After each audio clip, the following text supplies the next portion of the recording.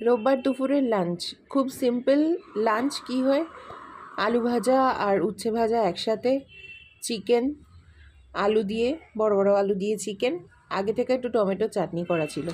এখানে চিকেনের আলুগুলো ভেজে নেওয়া হলো প্রথমে, তারপরে এই তেলেই আলু উচ্ছেটা আগে ভেজে নিয়েছিলাম, তারপরে আলু উচ্ছেটা ভাজতে গিয়ে এই তেলটা পুরোটাই চলে যায়, আবার নতুন করে তারপরে তেল দিয়ে চিকেন করা হয়। আচ্ছা, আমি সবসময় চিকেন করি বাটা মশলা দিয়ে, আর একটা গুঁড়ো মশলা, এটা আমি একটুখানি ভেজে নিয়ে, গোটা মশলাগুলোকে ভেজে নিয়ে তারপরে আমি এগুলোকে শিলে বেটে নিই, একদম মিহি করে না, একটু ক্রাঞ্চি ক্রাঞ্চি করে শিলে এটা বেটে নেওয়া হয়, এটাতে তাহলে টেস্টটা খুব ভালো হয়।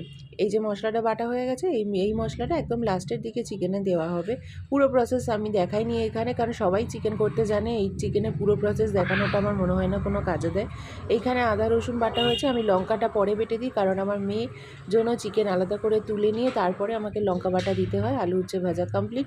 এখানে কটা উচ্ছে পাতা আমার বাগানে হয়েছিল, সেটা আমি তুলে নিয়েছিলাম, আর লঙ্কার বড়া আর উচ্ছের পাতার বড়া করব।